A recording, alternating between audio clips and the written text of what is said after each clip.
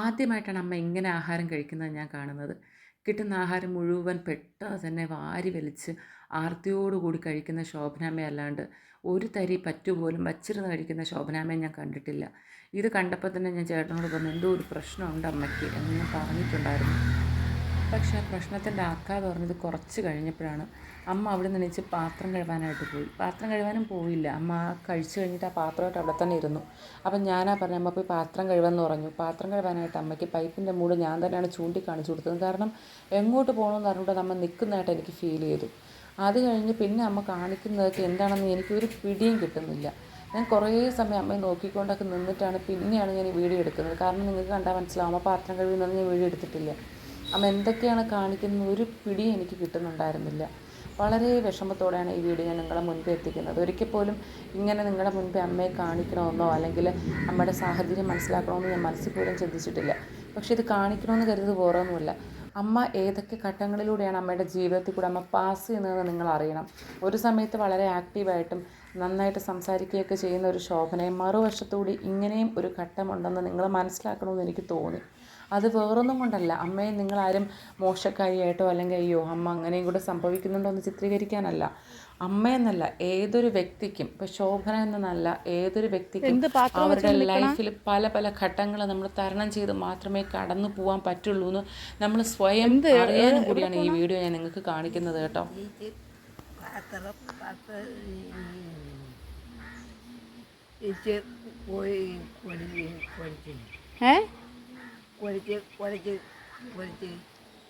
എന്തിര് ഉച്ചക്ക് ചോറ്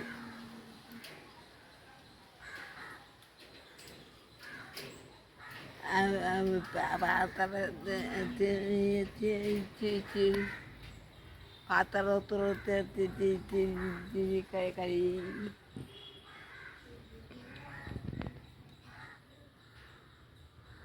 ഇതന്നെ പാത്രം കൊണ്ട് വയ്ക്കേ. ഇനി ഇതിൻ്റെയൊക്കെ തുടക്കം എവിടെ നിന്നാണെന്ന് ഞാൻ പറഞ്ഞുതരാം. ഒരുപാട് പേര് എന്നോട് ചോദിച്ചു, അമ്മയുടെ വീടൊന്ന് കാണിച്ചു തരാമോ, വീടൊന്ന് കാണിച്ചു തരാമോ എന്ന്. അപ്പോൾ ചോദിച്ചവരോടൊക്കെ ഞാൻ പറഞ്ഞിട്ടുണ്ടായിരുന്നു, വീടിനകം വൃത്തിയില്ലാതെയാണ് കിടക്കുന്നത്. അതിൻ്റെ മെയിൻ കാരണം അമ്മ അതിനകത്ത് കുറേ സാധനങ്ങൾ പറക്കി വെച്ചിട്ടുണ്ട്. ആ സാധനങ്ങളൊക്കെ എടുത്ത് മാറ്റുമ്പോൾ അമ്മയ്ക്ക് ഇഷ്ടപ്പെടില്ല എന്ന് ഞാൻ പറഞ്ഞിട്ടുണ്ടായിരുന്നു. അപ്പോൾ ആ സാധനങ്ങൾ പറക്കി മാറ്റാനും പിന്നെ വീടിനകത്ത് കുറച്ച് അറ്റകുറ്റപ്പണികൾ ചെയ്യാനായിട്ട് പുറത്തുനിന്ന് ആൾക്കാർ വീടിനകത്ത് കയറി അന്ന് തൊട്ടാണ് അമ്മയിലെ മാറ്റങ്ങൾ ഞാൻ ശ്രദ്ധിച്ചു തുടങ്ങി. ആൾക്കാർ വന്ന സമയത്ത് തന്നെ അമ്മ ഓടി അടുക്കളയിൽ വന്ന് എന്നോട് പറയുന്നുണ്ടായിരുന്നു, വീടിനകത്ത് ആൾക്കാർ കയറുന്ന പെണ്ണെ ഇറങ്ങി പോകാൻ പറ എന്നൊക്കെ പറയുന്നുണ്ടായിരുന്നു. ഈവൻ എൻ്റെ കുഞ്ഞുങ്ങൾ കയറിയപ്പോൾ പോലും അമ്മ ദേഷ്യത്തോടെ തന്നെയാണ് എന്നോട് വന്ന് പറഞ്ഞത്, ഇറങ്ങി പോകാൻ പറ പെണ്ണേന്ന്. അപ്പോഴൊക്കെ ഞാൻ അമ്മയോട് പറഞ്ഞു, അമ്മ വീട് വൃത്തിയാക്കാനല്ലേ എന്ന് പറഞ്ഞു. അപ്പോൾ അമ്മ എന്നോട് ചോദിക്കുമോ, അതിനകത്ത് കിടക്കുന്ന സാധനങ്ങളൊക്കെ പറക്കി കളയുമോ?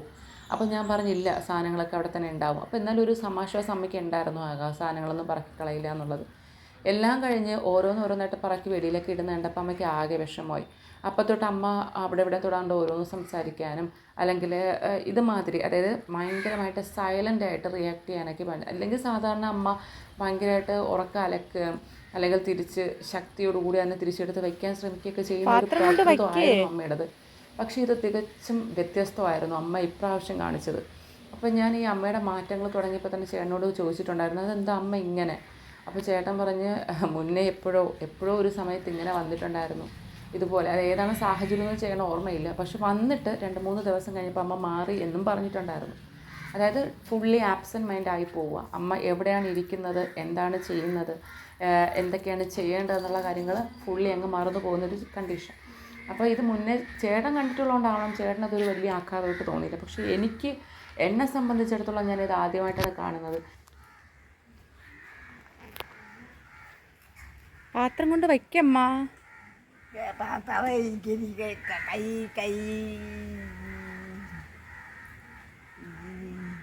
അത് കയ്യിൽ വെച്ചിരിക്കണം, കൊണ്ടൊന്ന് വയ്ക്കേ. പാത്രം അവിടെ കൊണ്ട് വൈ.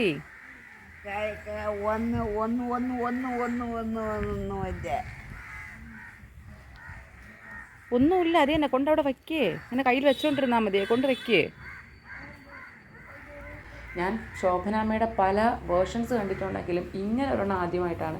ഫുള്ളി കോമ സ്റ്റേജിൽ അമ്മ കിടന്നിട്ടുണ്ട്. ഒരു 3 മാസത്തോളം അമ്മ അനക്കമൊന്നും ഇല്ലാണ്ട് എണീക്കാൻ പറ്റാതെ കിടന്നൊരു സമയമുണ്ട്. അപ്പോൾ അമ്മ കിടന്ന കിടപ്പിൽ തന്നെയായിരുന്നു ഇച്ചിയും മൂത്രമൊക്കെ ചെയ്തുകൊണ്ടിരുന്നത്. അപ്പോൾ ഞാൻ അതൊക്കെ എൻ്റെ അമ്മ എന്നുള്ള രീതിയിൽ തന്നെയാണ്, ആ പരിഗണനയിൽ തന്നെയാണ് എല്ലാം ചെയ്തതും. വഴക്കൊന്നും പറഞ്ഞിട്ടില്ല.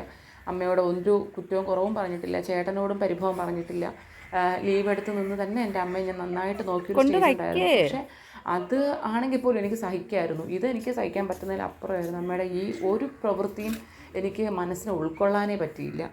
എന്ത് ആരോഗ്യത്തോടെയും എന്ത് ചുറുചുറുക്കോടെ ഓടി നടന്ന ശോഭന അമ്മ ഒരു നിസ്സാര കാര്യത്തിന് വേണ്ടിയിട്ട് മനസ്സ് തളർന്നപ്പോൾ ഇങ്ങനെ ആയതിൽ വല്ലാണ്ട് വിഷമം എനിക്കും എൻ്റെ കുട്ടികൾക്കൊക്കെ ഫീൽ ചെയ്തു.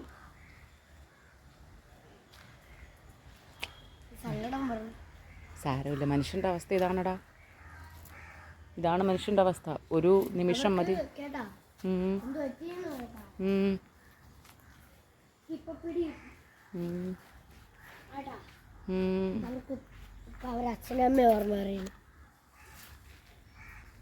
ഇതിൻ്റെയൊക്കെ വഴക്ക് കേട്ടത് ഞാനാണ് കേട്ടോ.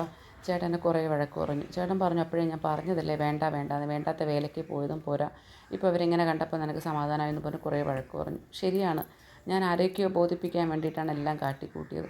പക്ഷേ ശരി തന്നെയാണ്, അമ്മ വൃത്തിക്ക് കിടക്കണം, അമ്മ നല്ലൊരു വീട്ടിലാണ് കിടക്കണമെന്ന് എല്ലാവരെയും കാണിക്കണം എന്നൊക്കെ എനിക്ക് ആഗ്രഹം ഉണ്ടായിരുന്നു. അതിൻ്റെ പേരിലാണ് ഞാൻ ഇങ്ങനെയൊക്കെ വീടൊക്കെ വൃത്തിയാക്കലും ഒക്കെ ആയത്. പക്ഷേ അതിൽ ഇത്രയും അമ്മയ്ക്ക് വിഷമം വരുമെന്നും അമ്മയെ ഇത്രത്തോളം അതിൻ്റെ സമനില തെറ്റിക്കുമെന്നൊന്നും ഞാൻ പ്രതീക്ഷിച്ചില്ല.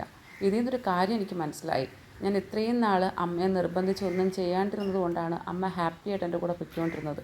എന്തെങ്കിലും ഒരു കാര്യം ഞാൻ നിർബന്ധിച്ച് അമ്മയെക്കൊണ്ട് ചെയ്യിക്കാൻ ശ്രമിച്ചാൽ അമ്മയുടെ മനസ്സിൻ്റെ സമനില തെറ്റും എന്നെനിക്ക് മനസ്സിലായി. ഇനി ഞാൻ ഒരിക്കലും അങ്ങനെ തെറ്റിക്കാൻ ശ്രമിക്കത്തുമില്ല. കാരണം ഞാൻ എപ്പോഴും ആഗ്രഹിക്കുന്നത് ചിരിച്ച് സന്തോഷത്തോടെ എൻ്റെ പുറകെ നടക്കുന്ന ശോഭനാമ്മയാണ്, അല്ലാണ്ട് ഇങ്ങനെ എവിടെയെങ്കിലുമൊക്കെ എന്ത് ചെയ്യണമെന്ന് അറിഞ്ഞുകൂടാതെ നിൽക്കുന്ന ശോഭനാമ്മയല്ല.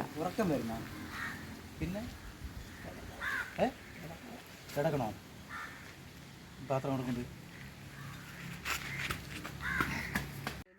നിങ്ങൾ കണ്ടിട്ടുള്ളല്ലേ, ഉച്ചയ്ക്ക് ഞാൻ പോയി കിടന്നുറങ്ങാൻ പറയുമ്പോൾ എൻ്റെ കുറേ വഴക്കുറയുന്ന ശോഭനാമ്മ. ആ ശോഭനാമ്മ ഇന്ന് ആദ്യമായിട്ട് ചേട്ടനോട് പറഞ്ഞു എനിക്കൊന്ന് കിടക്കണമെന്ന് പറഞ്ഞു. അങ്ങനെ ഞങ്ങൾ പറഞ്ഞു അങ്ങ് പോയി കിടക്കാമെന്ന് പറഞ്ഞപ്പോൾ വേണ്ട, ഇവിടെ തന്നെ കിടന്നാൽ മതി എന്ന് പറഞ്ഞപ്പോൾ ചേട്ടൻ വഴക്ക് പറഞ്ഞു അങ്ങ് പോ, ഇവിടെ കിടക്കുന്നത് ശരിയല്ല എന്ന് പറഞ്ഞപ്പോൾ ഇല്ല, അമ്മയ്ക്ക് എൻ്റെ അടുത്ത് തന്നെ കിടക്കണമെന്ന് പറഞ്ഞു. അപ്പോൾ ചേട്ടൻ അമ്മയോട് പറഞ്ഞു അങ്ങനെയാണെങ്കിൽ അമ്മ അകത്ത് കയറി കിടക്ക്, ഇവിടെ കിടക്കണ്ടെന്ന് പറഞ്ഞു. പക്ഷേ ഇല്ല, അമ്മയ്ക്ക് ഇവിടെ തന്നെ കിടന്നാൽ മതി എന്ന് നിർബന്ധം പിടിച്ചു. ഇവിടെയല്ലേ ഞാൻ എപ്പോഴും ഇരിക്കുന്നത്, ഇവിടെ കിടക്കാം. ഇതൊന്നും പറയാനും നമുക്ക് നാക്ക് തിരിഞ്ഞില്ല കേട്ടോ. പക്ഷേ അവിടെ അങ്ങ് ചരിഞ്ഞ് കിടന്നു. പിന്നെ ഞാൻ അമ്മയുടെ അടുത്ത് കുറച്ച് സമയം കയറിയിരുന്നു. കാരണം അമ്മ അവിടെ അങ്ങനെ കിടക്കുന്നുണ്ടപ്പോൾ എനിക്കാണെങ്കിൽ എന്തിനെൻ്റെ നന്ദന് പോലും സഹിച്ചില്ല. നന്ദപ്പനൊക്കെ എന്ന് പറഞ്ഞാൽ വല്ലാണ്ട് ഇമോഷണൽ വരുന്ന ഒരു കുഞ്ഞാണ് കേട്ടോ. ഞാൻ ചേട്ടനോട് ചോദിച്ചു എത്ര ദിവസം എടുക്കും അമ്മ ശരിയായി വരാനെന്ന് പറഞ്ഞു. അപ്പോൾ ചേട്ടൻ പറഞ്ഞു കൂടിപ്പോയ 2-3 ദിവസം അതിനകത്ത് ശരിയാവും.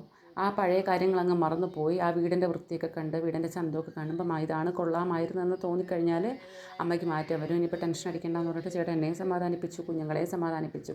പിന്നെ ഞാൻ അമ്മയുടെ കുറവുകളൊന്നും വരുത്തരുതല്ലോ, കാര്യങ്ങളൊക്കെ ചെയ്യാനായിട്ട് ഞാനങ്ങ് പോയി. അമ്മ കുറേ സമയം അവർക്ക് ഇങ്ങനെ കിടന്നു കേട്ടോ. കിടന്നിട്ട് എപ്പോഴും എണീറ്റ് പിന്നെ ചാരിയിരുന്നു. പിന്നെ വന്ന് ചായ ചോദിച്ചു മാത്രം ഓർമ്മയുണ്ട്. പിന്നെയും വീണ്ടും കാര്യങ്ങളെല്ലാം മറന്നു. ഇടയ്ക്കിടയ്ക്ക് ഓർമ്മ വരും, ഇടയ്ക്കിടയ്ക്ക് ഓർമ്മ പോരും. ആ ഒരു അവസ്ഥയായിരുന്നു. ഇത് പിറ്റേ ദിവസം രാവിലെ പല്ലേക്കാൻ പോയ കാഴ്ചയാണ് കേട്ടോ. പല്ലേക്കാൻ പോയിട്ട് അമ്മയെ കാണാനില്ല. അങ്ങനെ ഞാൻ ചേട്ടനെ പറഞ്ഞു വിട്ടു അമ്മ എന്തെന്ന് നോക്കാൻ. പോയി നോക്കിയപ്പോൾ പല്ലേക്കാൻ പോയ പൈപ്പിൽ തൂങ്ങിക്കിടന്ന് ഉറങ്ങുന്നു. എന്ത് വിഷമം വന്നെന്നറിയോ? പക്ഷേ ആരും വിഷമിക്കേണ്ട, ശോഭനാമ്മയെ പഴയ രൂപത്തിൽ ഞാൻ വീണ്ടും കൊണ്ടുവരും വിത്തിൻ ഡേയ്സ്. അതാണല്ലോ കടമയൊക്കെ.